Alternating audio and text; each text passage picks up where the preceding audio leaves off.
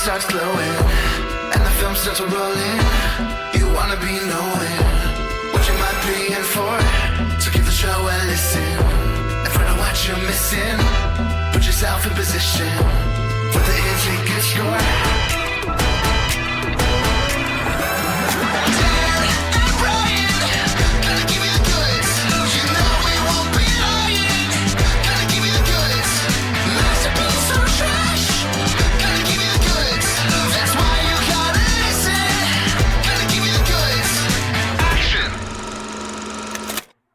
Hey listeners, welcome to the 258th episode of The Goods, a film podcast. Brian, we've been off for close to 2 weeks at this point because I had myself a little vacation. Yeah, how was that? Oh, it was wonderful. I went to Italy with my family. We went to Rome. Then we stayed at a farm in Tuscany, and then we went to Venice. And it was just lovely. We did so much really cool stuff. We hit a lot of like classic tourist stuff, but then we did a few kind of unique things. We made our own mosaics in a mosaic making class, and we went truffle hunting in Tuscany. Picked some truffles with truffle dogs. And then both Rome and Venice are just two of the most interesting cities in the world for different reasons. Venice has no car roads. Everything is either canals or walking streets, and some of the alleys are narrow and they go like at zigzag angles, so it's like you're walking in an expressionist film, except it's like romantic and inviting and not scary, and it's just really cool. So we had a great time. My kids did awesome. The only real negative was that it was like 100 degrees and humid, and they don't have very much air conditioning in Italy, so we were sweating it out, but you know, we were in good spirits. That sounds great. What did the kids think? Oh, they loved it. They had a great time.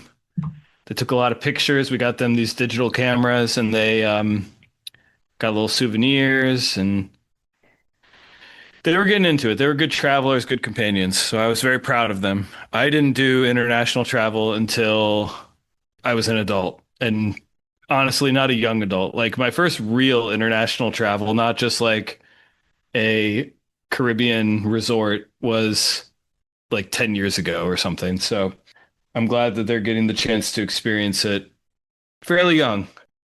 Yeah. So how have you been the past couple weeks, Brian? Pretty good. I got my final advisor approval on my film, so I think they're finally going to give me the degree, and Hey. I'll be submitting to festivals and things and do some kind of under the radar screening that's not a premiere. Don't tell anybody it's a premiere, but it'll be a way for backers to see it, and then it can have the opportunity to premiere at festivals of some sort. Okay. So the reason it's not a premiere is because you wanted to be able to tell a festival that they'd premiere it. That's right. I see. Okay. Well, we'll keep it on the DL. We won't announce it on the podcast or anything like that. Sounds good. Do I get to start calling you Master Brian? I guess. Is that how that works? Like a doctor? I like to think that. I've made that joke to many people who've gotten master's degrees. I hadn't heard that one, but I guess. My mom got a master's degree, and I've been calling her Master Mom since probably like 2 times ever, but I still think it's funny. Gotta wield it.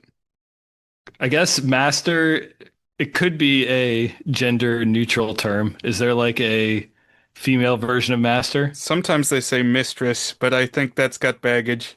Yeah. But like Elvira, Mistress of the Night. Okay. I dig it. And I'm a little jet lagged, so I'm a little tired. So I apologize to you, and I apologize to listeners if I make any blunders. If I make any blunders, it's not me and my own incompetence making the blunders. It's the jet lag, because I've never made any mistakes on air. We got a little bit of sad news today. Hayden Panettiere passed away, and that is the second Panettiere to pass away in the past couple of years, because Jansen, who we clowned on and then who died young, and then we felt very bad about previously clowning on him, died just a couple of years ago. But I don't know, I felt like kind of connected to Hayden Panettiere. Had we discussed her on any podcast episodes? I don't think directly, other than, sidelong mentions in our Jansen discussion. Yeah. We are not discussing a Panettiere film tonight, although there are a couple of them. We are discussing the film Death Becomes Her from 1992. This is a Robert Zemeckis directed film. And I like this one, Brian. We haven't talked about it. We've talked about Robert Zemeckis before. This one, it's an interesting place. So Robert Zemeckis, one of the most successful film directors of the 80s and 90s, and then kind of right into the 2000s. He had just a really incredible run after his debut films. He had the weird Beatles comedy, I Want to Hold Your Hand, and then Used Cars, which we had an episode on. And then he kind of started breaking through with Romancing the Stone in 1984, his fourth film. Which have you ever seen Romancing the Stone, Brian? I've seen Romancing the Stone. I actually didn't realize that was Zemeckis. Yeah. And it was really the next film, a year later, 1985, Back to the Future, when both he kind of ascended into a new realm of both popularity and critical repute, but also what I would say is his kind of MO, which is that he leans on technical tricks in filmmaking, groundbreaking technical effects and tricks as a part of his film. And it's kind of interesting. It's not just that he uses them, but he tells stories that require and really lean on these effects. And that's basically been true for his whole career. I mean, there's a couple of films where you might say, well, did that really have a signature effect? But almost all of his movies have a signature effect that, like, it's like he envisioned the story and he envisioned, I want to try this new cool thing. And it's like, you don't even know which one came first. It's like, I want to try this cool new thing, or I want to tell this story, because they're so deeply intertwined. It's like one had to exist with the other. So like in Forrest Gump, for example, it's weaving in footage of Tom Hanks and historical footage. And in Back to the Future 2, it's two Marty McFlys on frame together, on screen together. And some of them don't have it quite so much, like Castaway. It's got like good practical effects throughout and it's shot on location, but I don't think of a signature effect on that one. But then he had his mocap stuff, and then he had Who Framed Roger Rabbit, which was live action intermingled with animation, and probably the best that's ever been done and ever will be done. And even with this film that came out a couple of years ago, Here, which I was one of the only people who really liked, it was doing weird stuff of like basically editing centuries of footage in the same spot together with like weird partial frame composite editing that was just so original. And it feels like even to today, he's kind of pushing the outer bounds, although it really, again, it kicked off back in 1985. But kind of the reason I give that history is both to we'll talk about what the signature effects of Death Become Her are, because there are a couple of them.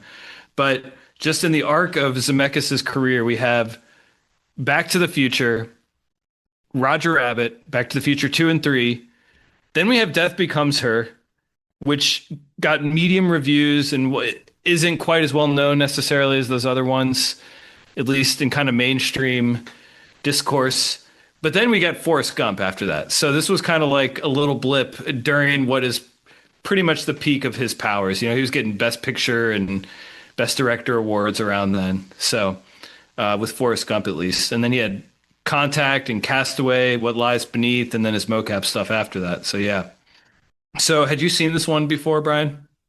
So I saw this for the first time back when we did our previous Zemeckis episode. I think we called it the Zemecktrospective, because I think you watched any that you hadn't seen before, maybe, or quite a few anyway, you checked off. And I didn't go whole hog like that, but I did watch Marwen Cole or whatever, the Welcome to Welcome to Marwen. Marwen. I Yeah, watched that, the one based on the documentary Marwen Cole, and I watched Death Becomes Her. gotcha. So that was like 2 or 3 years ago at this point. That's right. Yeah, I did. At that point, I got up to date on my Robert Zemeckis films, so I think I've seen all of them. I have a ranking somewhere on the archives of my website, which I updated with here when I saw that in 2024. And Death Becomes Her is, if you were to pick a genre, you would have a hard time saying what the genre is. That's one of the things I like about this movie is that it's very unique in genre and tone.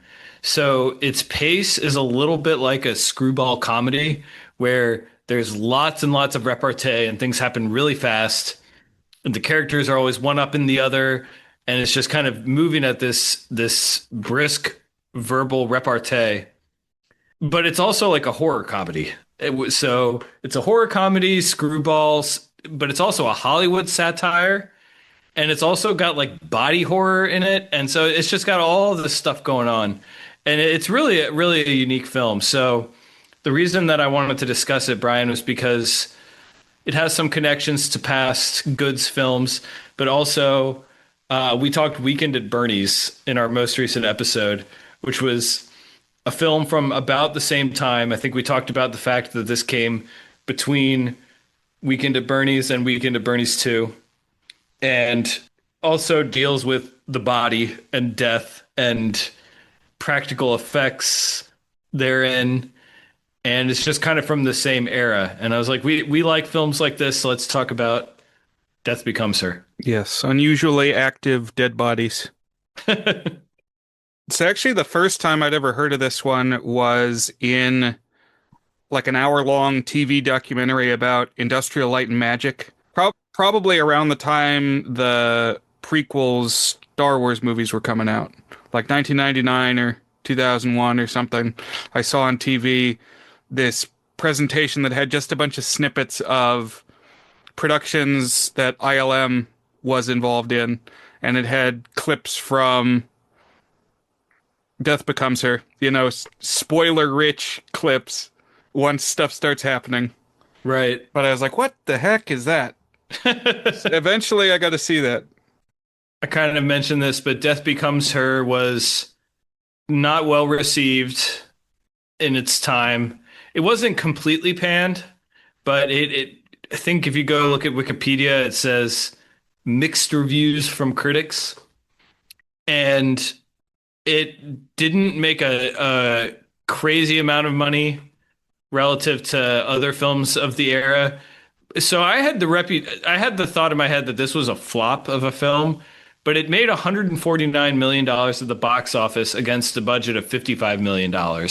So like the rule of thumb is if you're exceeding 2.5x, then your film was definitely profitable.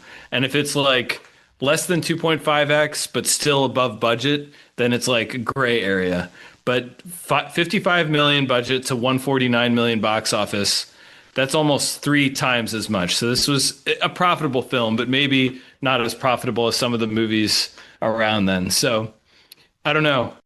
I think an interesting thing about this one is it's been reclaimed over time. I think it's pretty well liked these days, although still at least a little bit divisive. But one thing I've read multiple places about this is that this film has been embraced by the gay community. It's got a sheen of camp to it and kind of over the top artifice that I think it resonated to some extent. And it's just kind of got a mean streak to it too that I don't know. I have also seen in other films that have been considered gay cult classics. But I think even beyond that bubble and that lens, I think it's gone on to better appreciation, and I'm definitely an appreciator. So, what genre title would you use for this story, this film? I think I might have it under the horror tab in our roster of films. It's like a fantasy. It's also sort of a dark comedy. I mean, we said dark comedy for Weekend at Bernie's, and that fits here too, but this is more of like a fable. It's definitely more fantastical. Right. Most of the film plays out as a three-hander with three actors. So it is two women and one man. We have Meryl Streep. This was like, I don't know. She was still ascending. She wasn't quite nominated every single year, Meryl Streep, but I think this is like pretty peak powers, Meryl Streep. And she gives a powerhouse performance in this. We also have Goldie Hawn as the second woman who I haven't seen in quite as many things as Meryl Streep. And then we have Bruce Willis as the male character here. So Meryl Streep's character is named Madeline. She's an actress. Madeline Ashton is a really good name. Yeah. And then Goldie Hawn plays a woman named Helen Sharp. And I think she's like a self-help writer or something like that. I forget exactly what her role is, but she's somehow connected to money. And then Bruce Willis plays a plastic surgeon named Ernest Menville. And there's a few other people that pop in, but mainly it's the three of them bouncing off of each other throughout this film. So, shall we dive in, Brian? Let's do it. So, the film opens, and I I can say what happens, but I want to describe the feeling of watching the first like 15, 20 minutes of this.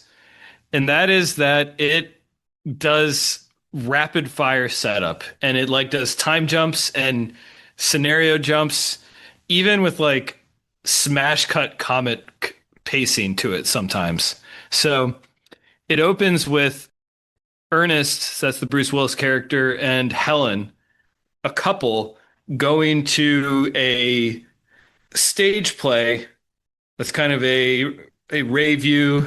Was that what the term is? Like a sort of showcase for one person to sing and dance and perform and be the center of the stage. And that woman is Madeline. That's Meryl Streep. And at the end, Bruce Willis is clearly smitten. He's standing, he's clapping and getting side eye. And everybody else in the audience hates it. They're like, wow, she's so washed up. Right. Right. So that's part of it too, is that these are all people in their 40s. And so they're washed up. And that brings me to another very strong goods connection, which is The Substance, which is a movie that Brian and I both loved. Yeah. There's so much of this movie in The Substance. Like, Substance is definitely borrowing, stealing, just hand over fist from this concept. Yeah. But both I enjoyed. Yes. I was also thinking this time of When Harry Met Sally, that starts with them, in college, even though it's Billy Crystal and Meg Ryan at the age that they are, and then it's like you get a 7-year time jump and then another 7-year time jump. Mm-hmm. Yeah. Until it's the 90s or whenever that movie came out, 91, 92, something like that. Very similar opening here. Right. It's kind of rapid fire setup. But I think one of the connections to The Substance is that in that one, Demi Moore, she is like stunning and clearly vivacious and full of life and beautiful, but she's like being treated as washed up, And that's kind of what Madeline's situation is here too, is like in the entertainment industry, once you're cracking 40, even if you're beautiful Meryl Streep, the rest of the world is kind of looking at you as, oh, she's over the hill, She's not the hot young thing anymore. And that kind of lays the groundwork for where the rest of the story goes. Madeline is desperate to remain in the spotlight, to be beautiful, to be forever young, forever a star. and she'll kind of do whatever it takes to stay in the spotlight. And so what we gather pretty quickly is that well, Bruce Willis's character is a plastic surgeon. So I guess the idea is like she's gonna make ends with him and get the cutting edge plastic surgery so she continues to look beautiful. Plus, she just has this pre-existing frenemy relationship with Helen because they were like college roommates or something. They've always been rivals, and up till this point, Madeline Ashton has been the star, always triumphed in the exchanges. Right. And yet Helen is the one who has Ernest as the long I think they're boyfriend and girlfriend at this point. They might be engaged, I can't remember, but then it's this one of I was laughing throughout the whole movie this time. It's just a very funny movie. It's very unique. There's this term that I learned over the past couple years. I think it's pronounced swee generis, and it means like a very unique, a thing that's of its own kind, where it's like you don't compare it to other things because it's just its own thing. And that term kept going through my head as I was watching Death Becomes Her, because even though we're kind of making these connections, just the texture and the pace and the tone of it feels so original to me. Bruce Willis has a catchphrase in this where he'll say, "Oh boy." And as the things that are happening get increasingly preposterous and dangerous, it's always funny. Yeah, Bruce Willis is playing like a nebbish here too. He's he's not his normal tough guy, John McClane. He's got glasses and like a bad comb over, and he's kind of stammering. It's like, how did he get caught between these two beautiful women? What is he going to do about it? Yeah, that they're fighting to the death over him. Also very good. But the thing that was the first thing that really made me laugh is when the first time Bruce Willis gets sets up a medical appointment with Madeline, the Meryl Streep character. He tells his girlfriend Helen, "Why are you so worked up about me just going and meeting her to talk about the plastic surgery? It's just a medical appointment." And then it immediately cuts to the wedding between Ernest and Madeline. So it's like the ellipsis there and the way that it like abruptly cuts is the edit itself is a funny joke. One thing we didn't say, Brian, is this film is written, it has two writers, but the name I want to call out is David Koepp, I think is how you pronounce it. Oh yeah, I noticed that this time. And he's a writer who has come up recently because many feel as he's aged, he's gotten more indulgent and slapdash and standing on a soapbox, including what's the word, exposition in his films. Okay. He wrote Jurassic Park. That's what I know. And then didn't he also write the new one, the Jurassic Park 7 or something? Or they brought him in to consult? That movie was not good. Well, yes, he did, but he wrote Disclosure Day, Brian, is the one. Oh, that's what you were fishing for. I did not realize that. It's almost antithetical to this movie because that movie is just like averse to structure. It's just like ideas that are melded together. And it's like the movie's gonna be a chase, but it's not gonna make sense. And we're gonna just like talk about ideas about God and aliens for 2 hours. And Dan's gonna love it, and not too many other people are gonna be too fond of it, but it's gonna have cool Steven Spielberg stuff going on. Whereas this movie, it makes a couple of weird structural choices, but it feels very disciplined and direct. And then obviously, yes, Jurassic Park, when he did that was very direct. I've been thinking about Jurassic Park lately. Maybe someday we do a Jurassic Park episode. Yeah, I think that would be fun. So anyways, in Death Becomes Her, again, it's all in like the first 20 minutes. It jumps ahead 7 years, I think. It says 7 years later, and we see that Goldie Hawn's life has fallen apart. And this movie's mean. It's not nice, and it's like it kind of leans into being mean, but it's like puts her in a fat suit and makes her like awkwardly lean over. So like you just looking at how fat and sweaty she is. And it's like it's kind of ridiculous that her life would fall apart this much because this like dweeby plastic surgeon left her 7 years ago, you know? Yeah, I think you could maybe criticize this film for not painting women in general in a good light, but I think it's about these two characters in specific. It's that if, this situation was happening to anybody besides these two characters, it's like what I've talked about with Whiplash. It's like normal people would step back from the brink and reevaluate, and they wouldn't get sucked into this spiral of obsession. But that's not who these people are. These two individuals. Right. Helen and Madeline are just obsessed with one-upping each other. And we get, I think it's another immediate time jump that says another 7 years later. And all of a sudden, it's Goldie Hawn, Helen has bounced back. So if she had been in her mid 30s or something, now she's in her late 40s, but she's looking like more fabulous than ever.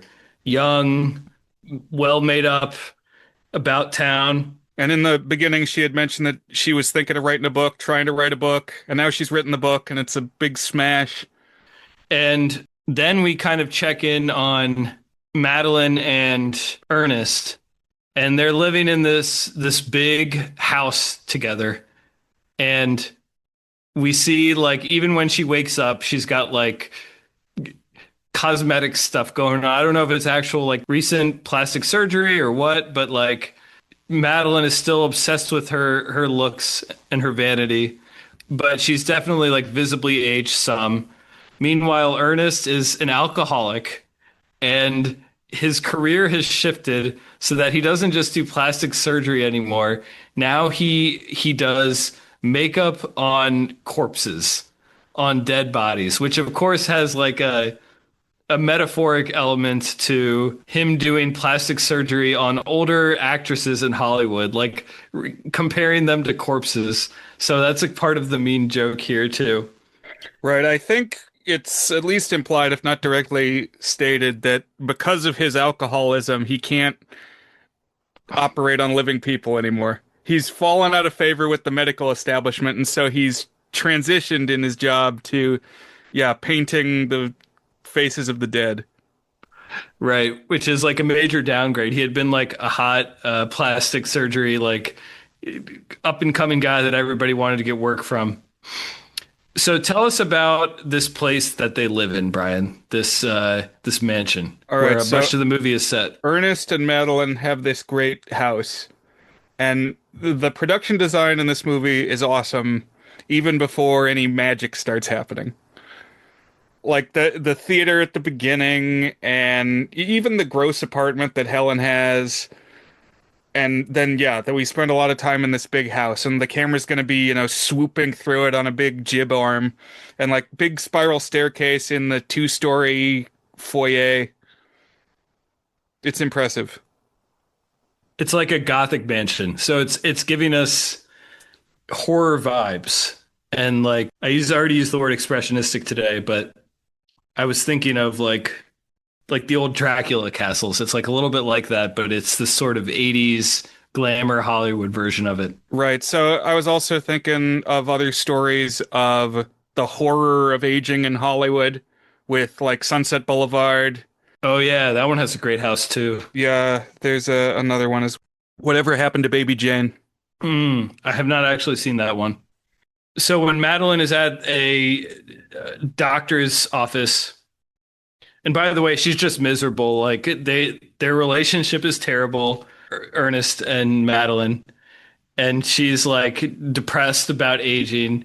And while she's at the doctor's office, she gets this card about like, oh, you might want to seek this experimental treatment.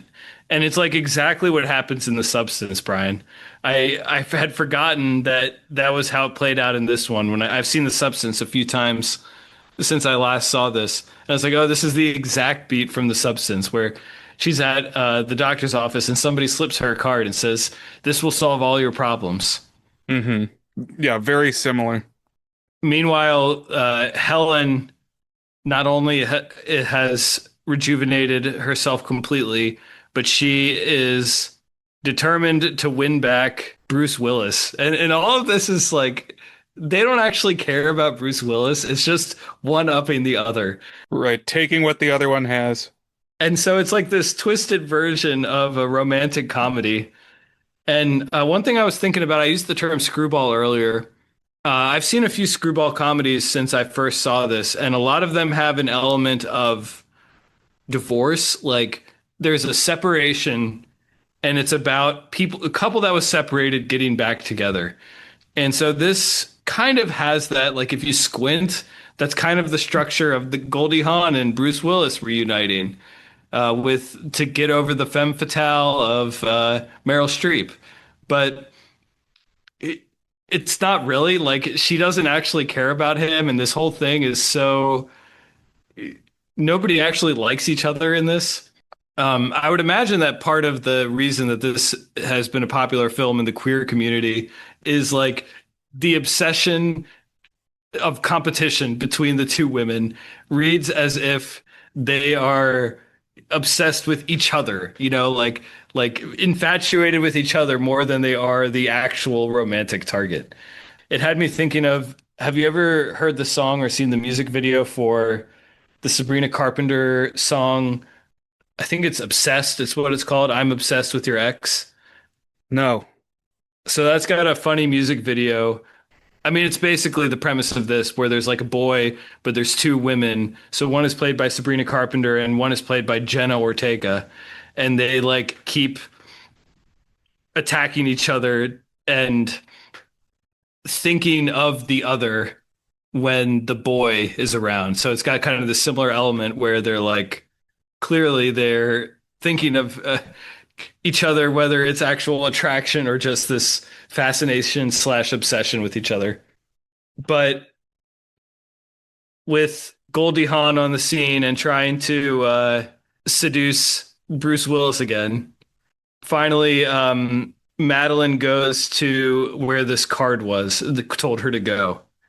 And she goes, and it's this strange, I guess you'd call her a doctor, like this character who promises to help her. And this is more great production design, Brian. Like when she goes to the place to get this treatment. First of all, the door opens and it's Fabio is the person who's answering the door. Okay, so even before she goes in the house, she drives across the city to get to this house, and it's raining. And then she pulls up to this thing that I wonder, is it a matte painting? It looks like a matte painting. Maybe it's some kind of digital illustration, but it's like this Art Deco, almost like a Empire State Building in the Hollywood Hills of this gleaming tower that's like purple and green and spooky looking, but very like fantastical and elegant. And then she goes in there, and Isabella Rossellini, the witch, is the host who has the secret. Right. And she's always naked. I think the movie's PG-13. They're strategically hiding stuff. She's wearing a necklace or in shadows or robed or something. But she's definitely, yes, she's like an exotic witch. And she has this potion. And this potion, first of all, like just the reveal of the potion is very cool. There's like this Indiana Jones type mechanism where it opens and you get a little drop of it at first and it goes on your hand. And this is one of the first cool effects that we get is you'll see both of their hands, but one of the hands will transform from older to younger. So like the wrinkles go away and the skin tightens a little bit, but the other hand is still there. So you're getting like in the same shot, this hand is transforming. And it'll also like illuminate the veins and kind of show it going through the body. Right. And like the little vial that it's in is interesting too, because the potion lights up, it glows, and it also like defies gravity. So it'll like balance it itself, even though it's in a pointed thing that, you couldn't really sit on its tip.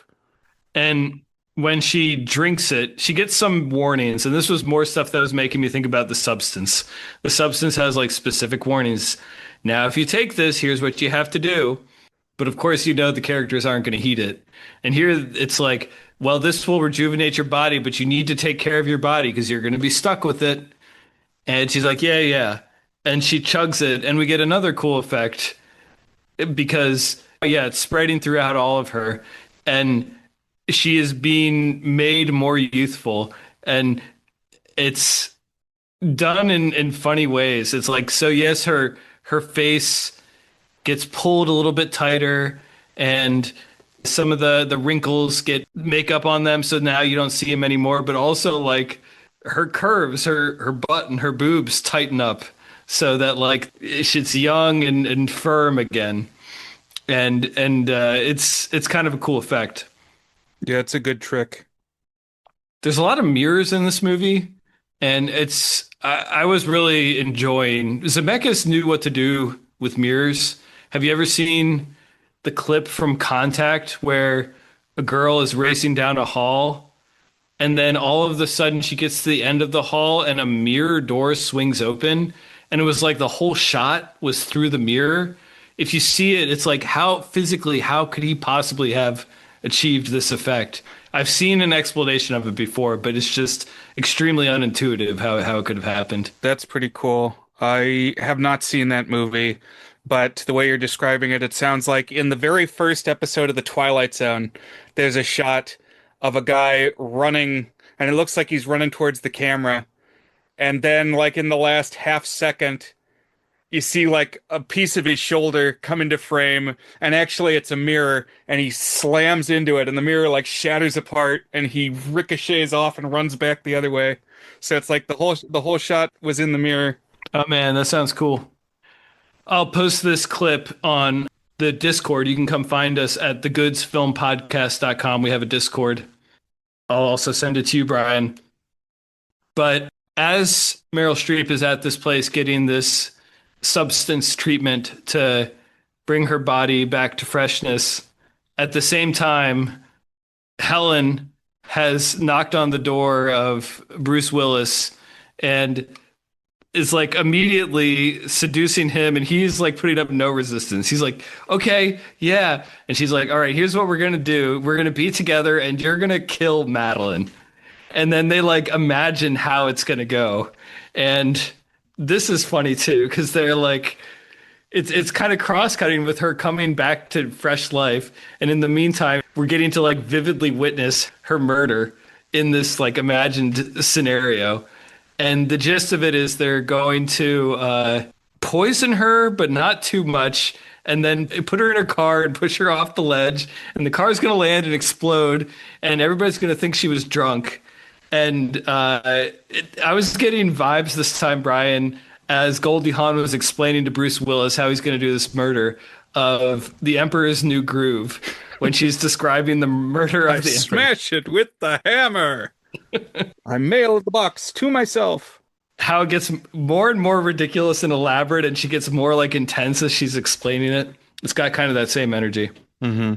The mechanics of the actual planned staged accident, you had me thinking of Mulholland Drive. Oh yeah. Well, it's very film noir. Like, what's that one where the guy's an insurance salesman? It's a great one. Double Indemnity also has a plot that's a little bit like this, where you need like 6 steps to go exactly right. But now Meryl Streep has taken this substance, and I immediately assumed that this is what had happened. Like the first time I saw it, that this Goldie Hawn also had this. Oh, so you figured it out right away. I didn't think it was supposed to be a surprise. I was like, wait, how did she magically get young again? And then we see Meryl Streep get magically young again. I was like, oh, that's how she did it. Okay. So when she's like getting carried away, so because she like stops paying her bills and she gets like evicted from her apartment and she's in the dumps, and she says something like, well, okay, well, first, and we're talking now about Goldie Hawn, that she was watching in her apartment a film that's got Meryl Streep and Michael Caine in it.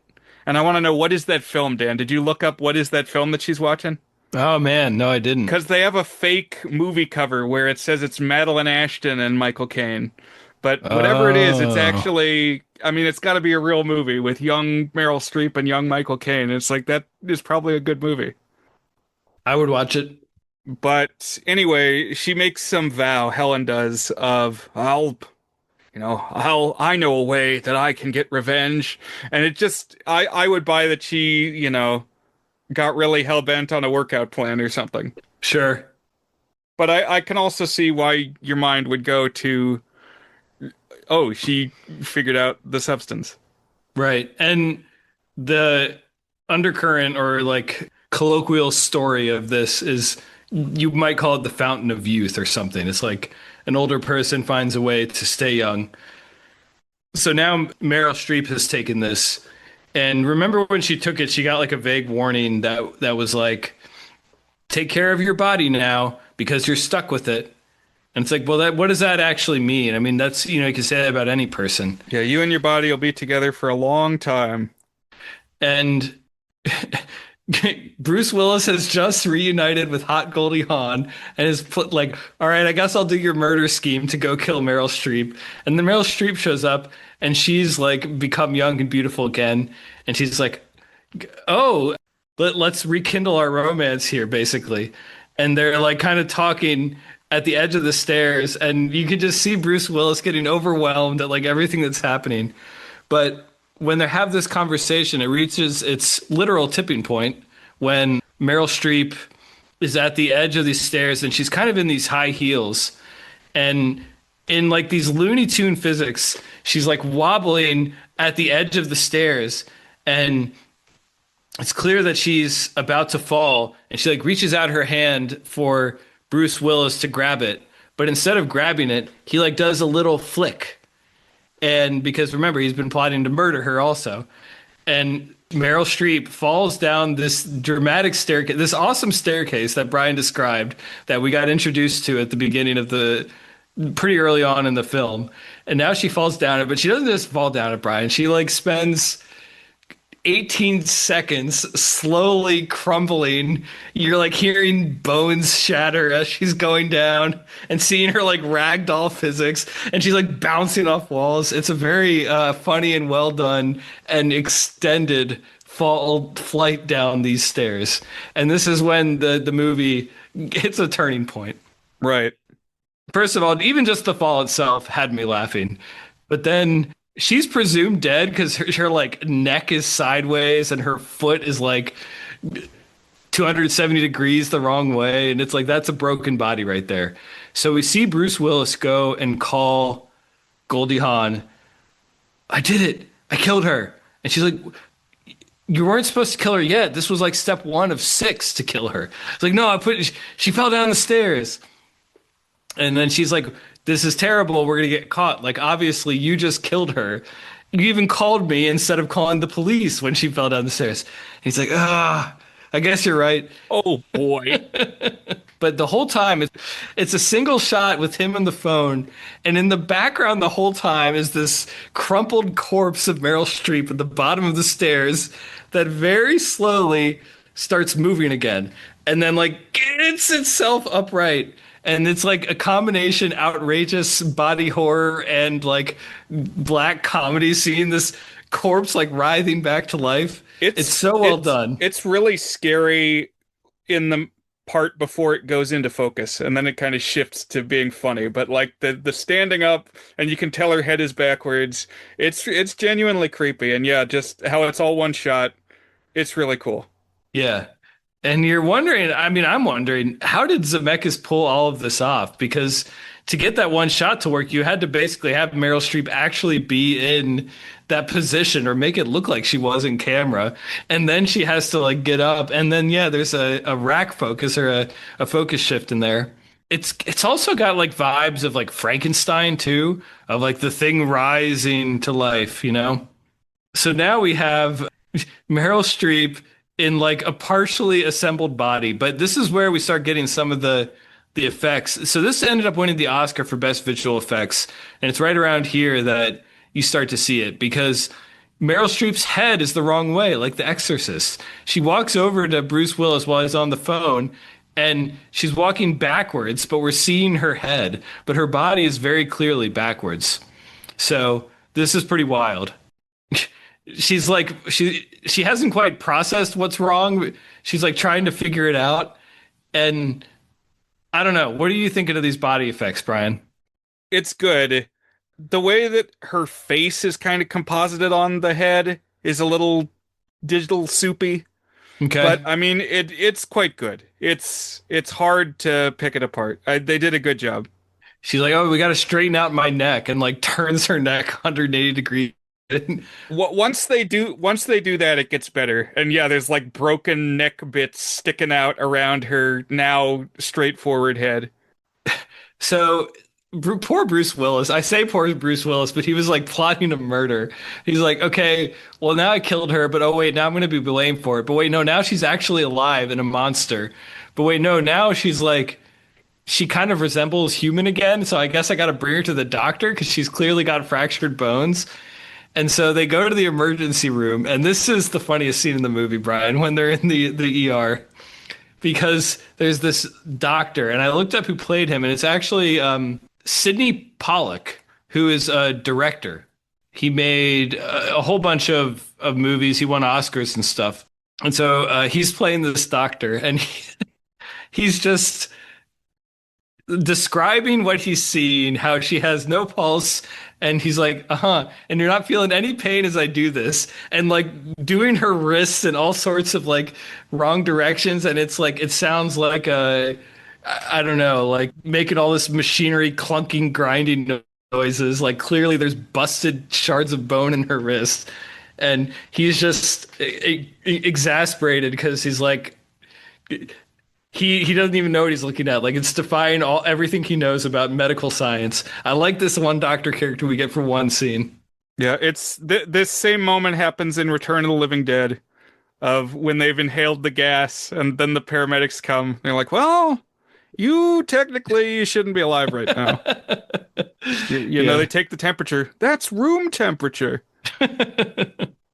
So then they go back home, and now Goldie Hawn breaks in while they're back at home, and she's like, "What?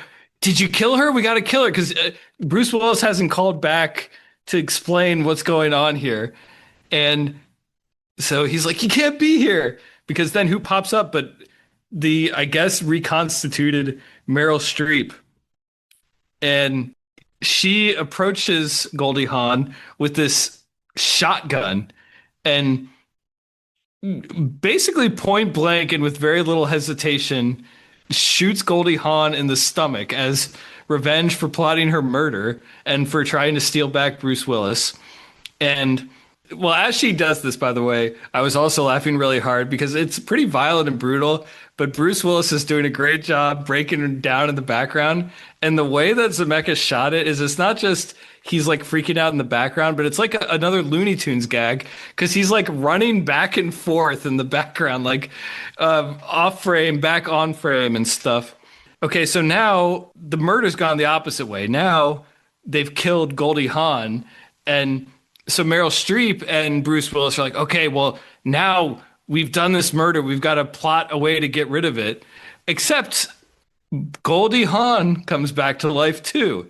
And this one is shot in basically the opposite way, where instead of it being in the background, it's like a jump scare in the foreground because we see her head rise up like in front focus of the camera. And they blasted her into a pool. And I really like the lighting and just the setup of that because all the blood goes into the pool and then it changes color. Right. And it like changes the way that her face looks because her makeup gets all smeary and stuff. But then as she gets up, she's got like a huge hole in her stomach, like a foot in diameter, just a full on hole in her gut. And Meryl Streep looks at her collar. She's like, "You got the thing too. That's why you survived." We both have it. I knew you had some trick to get beautiful again. And then they just start wailing on each other. And like, because they are, I guess the gist is basically immortal. Like you cannot die from your body being mangled or injured. Like one of them smacks the other on the head with a shovel and the neck just like flops backwards. So this is a pretty inspired fight scene and series of effects. And yeah, it's all very cartoonish too, but one of the signature effects through all of this is that hole in the stomach. You can see what's on the other side. So it's like a green screen composite effect, but like I don't know if anybody's ever thought to do it in this manner before. Like just a single spot representing a hole on the stomach of an actor. Yeah, this would be hard to do. I mean, they did a really good job with this.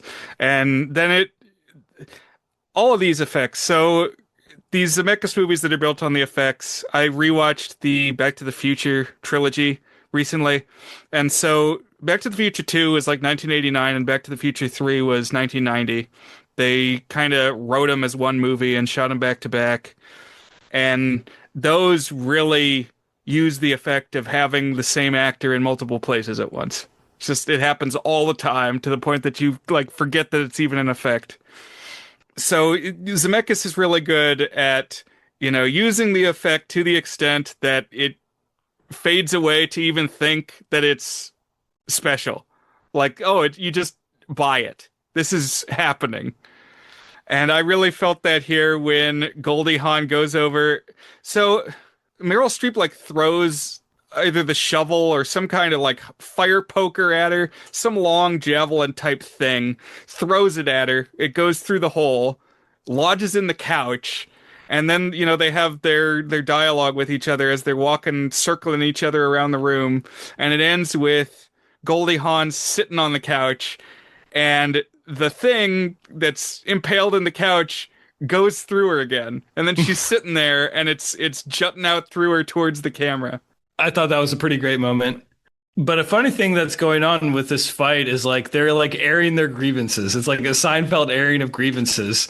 And they kind of like mend the bridges as they're thwacking each other, saying what they hate about each other, because they basically come to realize that they are basically have the same mindset here where they just want to one up each other. They don't actually care about Bruce Willis. And it's like the instant that they kind of recognize that like both of them only wanted him because they wanted to one up the other, they instantly are out on caring about him.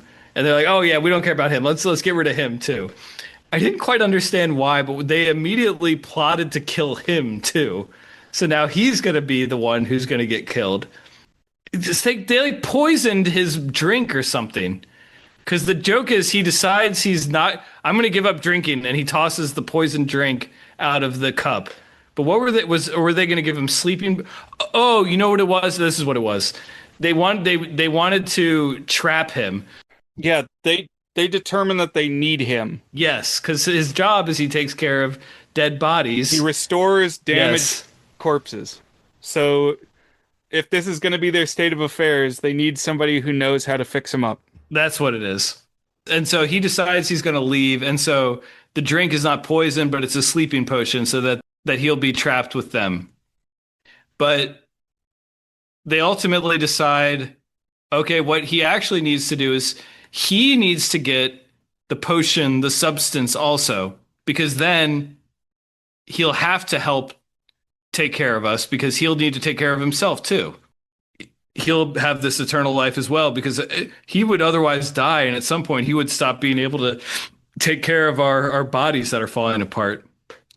But when he goes to get it, he starts to get it, and we see his hand, one hand getting corrected, but not the other. But then he decides, no, I don't want this. Like we shouldn't be a part of a system that makes it so that we need to try to look young forever. And then he runs away, but like they're like, no, you can't run away. We need you here. And so we get another. This was actually having me think of Moonrise Kingdom. There's like some chase shenanigans like this. Bruce Willis also in Moonrise Kingdom, by the way. Oh, good point. Yeah. and he's like at the top of a tower and like trying to run escape from this tower, from this like ridiculous tower that you were describing. Yeah, so there's a lot going on in this scene. So now Bruce Willis is in the castle. They tried to get him to take the potion. He said, "Oh, well, he's tempted at first, but then he realizes, hey, he's seen what's happened to two people who are hooked to the stuff already, and it's not great." So he takes off running from Isabella Rossellini and her himbos. She's got these like himbo minions chasing him around, and he's running through the bowels of the castle, and he comes out into this dining hall where they're having this celebration for all the people who have taken the potion. And Elvis is there, and Andy Warhol is there, and Marilyn Monroe. So it's all these people who, had famous, like died when they were famous. And actually it's that they are all part of this secret society that took the potion, and they are still alive, but they have to hide because people can't know that they're alive. And it's like this elite, circle. What was the movie that we watched where this is kind of happening at the end of it too? Was it Repo Man or was it They Live? I get them mixed up where it's like I think it must have been They Live, where it's this cabal of the elite and they're having the party, and then at the end, Rowdy Roddy Piper busts in and is killing people. Yeah, I'm trying to remember exactly how that one shakes out, but that one has that too. Because there are some people who are like, when you put on your glasses, you know who's in it and you know who's not. Hmm. But yeah, he makes his way up to the top of the tower and like out onto a ledge, Looney Tunes style, and it like crumbles away and he's hanging on by his fingertips. And they say, well, now you have to take the potion because you're about to die. And the only way to avoid it is to take the potion. But he falls, and it just so happens that exactly where he falls, he goes through like a thin glass plating and into a pool and survives the fall and runs off. Actually, there's someone there to stop him, but it's like two people hooking up in this pool room. Apparently, that's supposed to be Jim Morrison from The Doors. That's Oh, what the credits said. I don't know enough about Jim Morrison to recognize somebody impersonating him. I like yeah. the song People Are Strange. That's about my involvement with The Doors. They have a bunch of good songs. And he runs off, and then we get another sort of comic smash cut because we see Goldie Hawn and Meryl Streep now lamenting like, ah, we lost him. Well, what are we gonna do? Well, I guess since we're both eternal, we're just gonna have to learn to figure out how to take care of each other's bodies that are immortal but always falling apart. And then we get another one of the blank years later, except this one is 37 years later, and it's to a funeral, and it's we're getting a eulogy of Bruce Willis having died, and it turns out he lived like a perfect life. As soon as he decided to get away from these two women, he met the love of his life, had a whole bunch of kids, became like a mountain climber, had all these professional achievements, stayed sober, inspired all these people. His funeral is packed and filled, but there are two people in the back, and they are, of course, Goldie Hawn and Meryl Streep. And at first, their veils are over them, so you can't really see what their state is. But they're like laughing and mocking him. Again, we're ostensibly the person that they were fighting over for most of this movie. And when they finally take off their veils, they're in pretty rough shape. Like you can tell that they are not professional people at keeping up corpses. Like they've had stuff stapled back on and like painted over. Right. So this is a gory story that I don't think I've talked about on the podcast before, but have you ever heard of Carl Tanzler, Dan? No. Okay, so Carl Tanzler was a doctor down in Key West, Florida, who this was like early 1900s, became obsessed with one of his patients who was a young woman who had tuberculosis, and she died. He was much older than she was, but he went to her family tomb and like took her body from the tomb and, Norman Bates style, used all his scientific knowledge, all his chemicals that he had access to like maintain the body as long as he could and like lived with it. And when authorities figured out, like via her family tracking him down, that he had this body, it was like a very creepy looking waxwork, like a mannequin from a store window, but with, you know, daubs of wax all over the place and just very terrifying. That's how they're looking right now. They're looking like Carl Tanzler's doll woman. Do you like when you were describing it, have you seen pictures? Are there pictures of it? Oh yeah, they took it and they toured it around at Oh, really? like traveling circus. Oh, so it wasn't even like photos from the files. It was like, hey, come look at this messed up thing. Yes. Well, I guess it is like that. At the end of the funeral, they're kind of walking out, and one of them is about to stumble and trip on the stairs, exactly like Meryl Streep did earlier, where it's like cartoonishly she's dangling and about to fall, except instead grabs the other and they both fall down. And as they fall down this time, their bodies are worse for wear. So like parts are popping off. They just shatter into 100 pieces. And when they get at the bottom, they're just heads, and the heads turn and start yelling at each other. This ending is so good. I love this ending. It's great because it's like where else could you go? Like eventually this is going to happen, right? Right.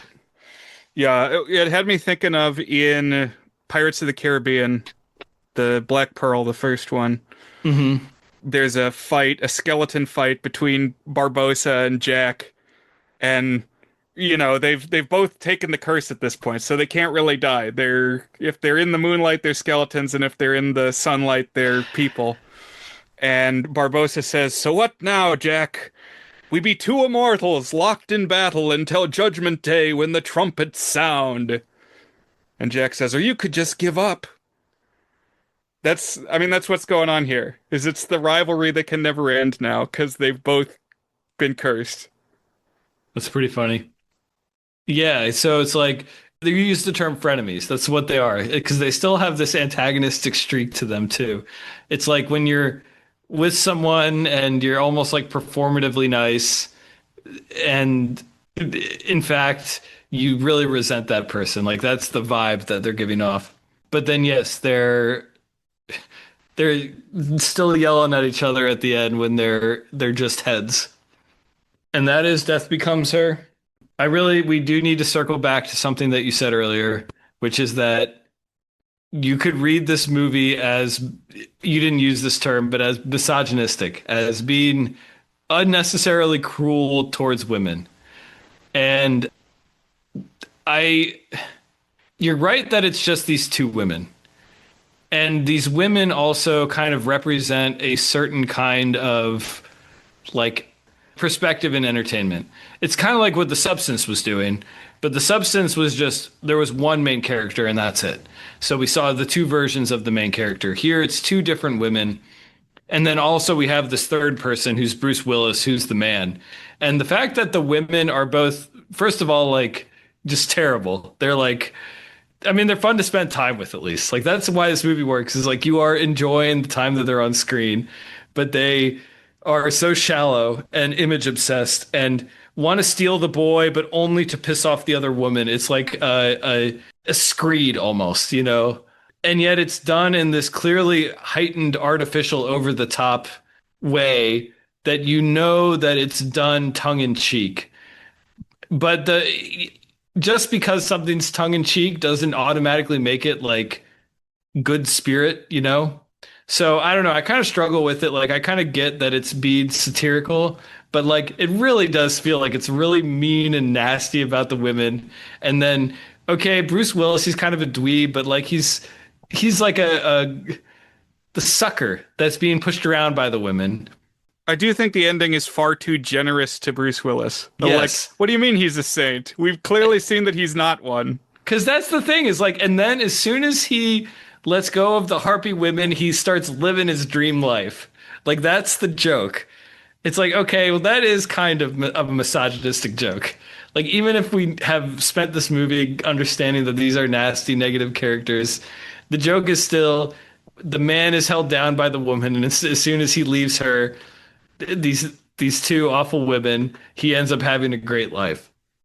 And so it kind of rubs me the wrong way, but like, I don't know. I do kind of get that it's so heightened that it's kind of owning it to some extent. Like it's aware of it, but that's still like to me, it feels like a mark against it for me. So I don't know. Did that bother you at all, or are you just kind of too in the zone with like all the craziness with the body horror? Yeah, I was pretty in the zone, pretty locked in. If anything holds it back for me, it's just how quickly it goes from the reveal that Goldie Hawn has the sauce to the end of the movie. It's Okay. like once that happens, suddenly, they have this quarrel, this fight. They quickly pivot and decide that actually we're friends. And then, yeah, then we've got the final set piece with Bruce Willis running around the mansion. But that just felt like a fast change to me. I guess the final reveal they really had to do is that Goldie Hawn has it also show off her injury, and then you can get to the end. But I don't know, it felt a little wonky, the pacing towards the end. I would have liked a little bit more after that reveal of her. Yeah. I kind of agree with you. I also am amused how fast they decide that they're going to team up and use Bruce Willis as their servant to keep them alive and beautiful. And but I'm also with you because like I want even more of this promise of the premise because it is really good.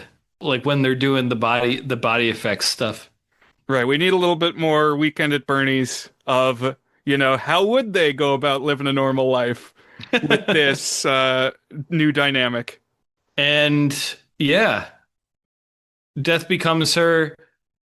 Again, it's a Zemeckis film.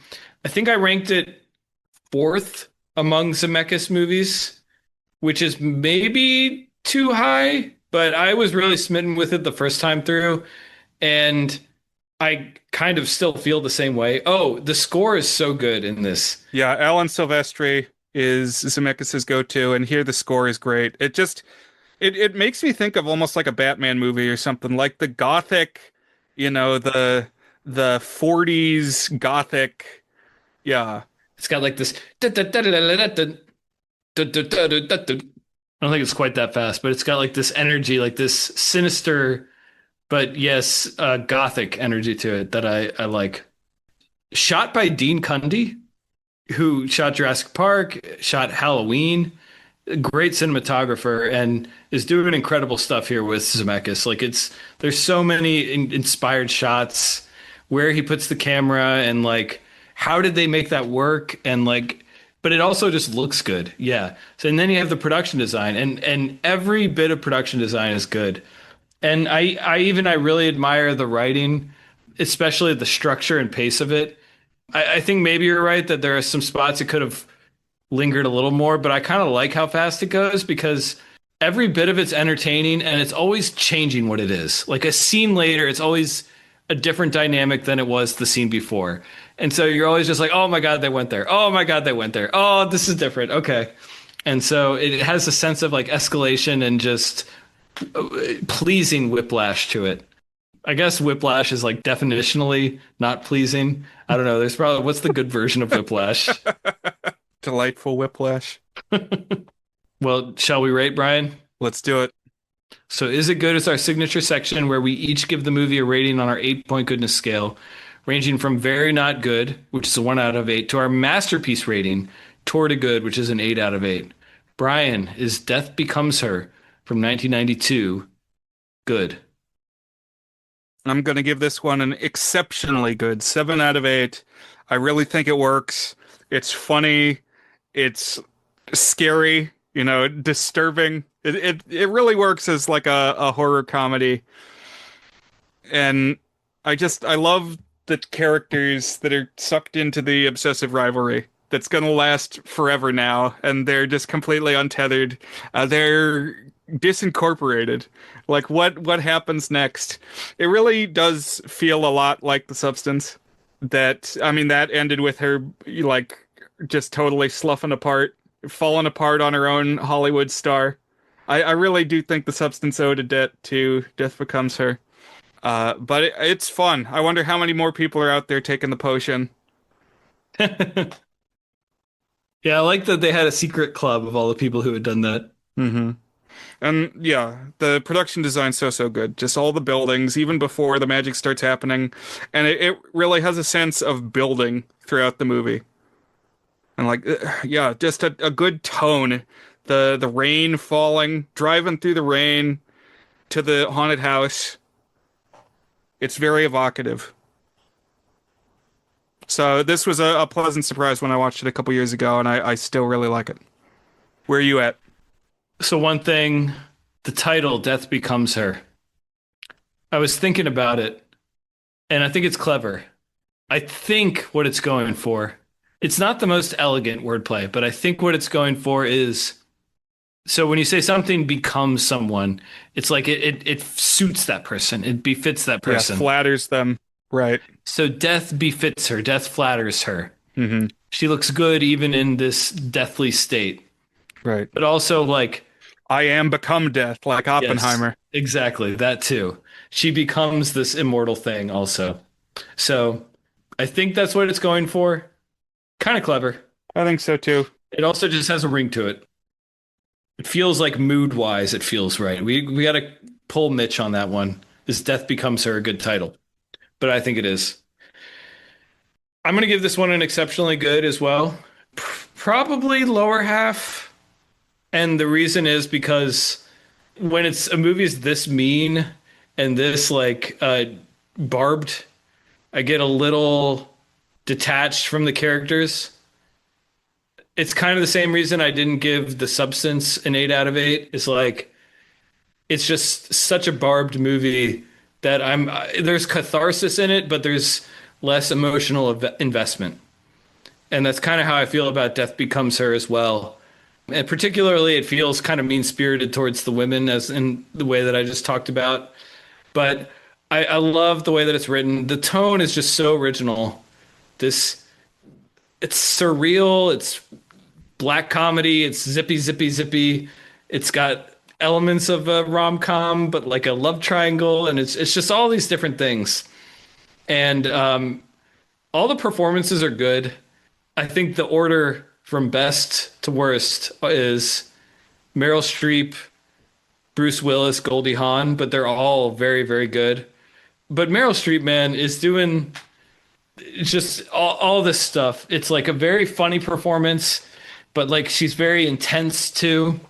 And you can tell she's got dramatic chops as she's kind of going through it. Like she's kind of really bought into this sort of derangement about her body is just like completely taken over by that character too. And she's just very magnetic and watchable in this.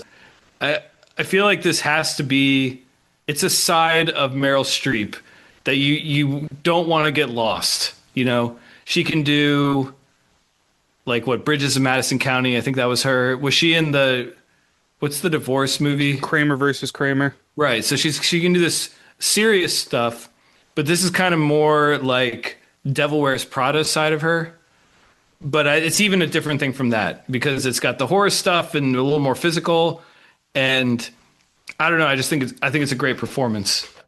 Looks great, sounds great. Love Death Becomes Her. Recommended it if you wanted something it's particularly as we get closer to spooky season, something that's got like it's not a traditional intense horror, but it's got like its own horror flavor to it. So I recommend it. Where do you rate it in comparison with The Substance? Substance I like more. I think Substance is a little bit better. Yeah. On Letterboxd, I have it at this one at 4 stars and Substance at 4.5 stars. And I gave Substance 5 stars. I really love the trajectory of that one, how it builds and builds and builds past where you would ever think it was possible. And yet then in retrospective, it's like, oh yeah, that made sense. Yeah. But you're right. They have a lot in common. I recommend them both. They're both kind of like dark watches, and it's like you're kind of doing it for the escalation and the catharsis and the satire. Again, not like because you're you're really feeling feelings for the characters. Although you kind of are. You're sort of getting where they're coming from, you know? Uh-huh. And Bruce Willis is really funny. I Yeah. think Bruce Willis should do more comedy. That's what I get from this movie. Yeah. Is he still alive? I can't remember. Isn't he going through dementia or something? Yeah, he has Alzheimer's, something like Alzheimer's. yeah. I think he's still around, but yeah, I did see some headlines to that effect. Yeah, he's still alive, but he I think it's aphasia is the name of the condition, and it's like I think it's probably tied to the fact that he was in like a lot of action movies because it's kind of like the football one Oh, where I think it's more likely to be associated with people who have had a lot of like had their been knocked around a lot through the years. I don't know if that's confirmed, if I'm just kind of speculating that. But yeah, he like it's memory and it's ability to speak and stuff. So obviously wish him and his family the best. He brought us a lot of joy and great movies through the years. And Meryl Streep still going strong. You know, she's always a risk to be nominated. She has some insane amount. I think it's like 19 or something. It's like actually that feels too high, but it might actually be that. I'm gonna look it up. Oh, I'm sorry. Man, 19. Why would I say that? It's 21. Is that real? Okay, hold on. Meryl Streep holds the record for the most nominations for a living woman. 21 nominations. wow. Good God. What's Goldie Hawn been up to since this? Okay, this is her most logged movie on Letterboxd. Oh, it looks like she does some Christmas movies. Okay, she's still been fairly active. Well, looks like she had some hiatuses though, actually, in the 2000s. But anyways, I wish the best to her as well, whatever she's up to these days. All right, Brian. So what is next on the docket for the Goods of Film podcast? All right, so we're having a guest episode next. Special appearance by our old friend Gavin. He's coming back to sort of do a part two coverage of our Sinbad episode from last year. You may remember last September, thereabouts, August into September, we did a theme month that featured big, small special effects. Some of them brought to us by Ray Harryhausen. And one of the featured ones was Seventh Voyage of Sinbad from 1958. So we are going to provide coverage on the rest of the Harryhausen Sinbad franchise, as well as one of the also-rans, one of the Harryhausen likes, Harryhausen knockoffs. And I think we're going to talk Captain Sindbad with a D in the middle, as well as The Golden Voyage of Sinbad and Sinbad and the Eye of the Tiger. Okay. Get ready to swash some buckles. Yeah. A Sinbad heavy week. I'm looking forward to it. I'm looking forward to catching up with Gavin, and I am excited for what comes after that too. Yeah, we got big plans. The things in the works. So keep tuning in, listeners. All right. Thanks, Brian, as always. Thank you, listeners. Come find us on thegoodsfilmpodcast.com, and we will see you next week. Bye, everybody. Thanks.